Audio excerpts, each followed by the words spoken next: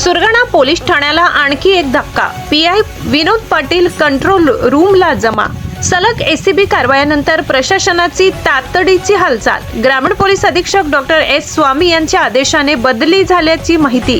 Girna news network impact. Surgana police ठाण्यात सलग उघडकीस आलेल्या लाचलुचपत प्रकरणानंतर अखेर प्रशासकीय पातळीवर मोठी हालचाल झाली असून पोलीस निरीक्षक विनोद पाटील यांची सुरगाणा पोलीस ठाण्यातून उचलबांगडी करण्यात आली. अधिकृत माहितीनुसार ग्रामीण पोलीस अधीक्षक डॉक्टर एस स्वामी यांच्या आदेशानुसार दिनांक 5 ऑगस्ट रोजी त्यांची कंट्रोल रूम मध्ये बदली करण्यात आली.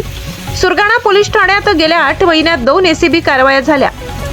डिसेंबर 2025 मध्ये सहाय्यक पोलीस उपनिरीक्षक तुळशीराम चौधरी यांना 7,000ची लाच स्वीकारताना अटक करण्यात आली होती. त्यानंतर 31 जुलै रोजी PSI चंद्रकांत दवंगे आणि एका खासगी इसमाला 20,000ची लाच स्वीकारताना एसीबीने रंगेहात पकडले.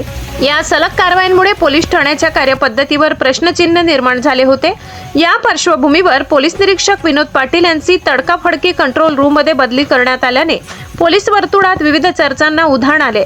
ही बदली नियमित प्रशासकीय प्रक्रिया आहे की एसीबी कारवायांच्या पार्श्वभूमीवर उचललेले पाऊल याबाबत अधिकृत स्तरावर कोणतीही स्पष्ट भूमिका समोर आलेली नाही.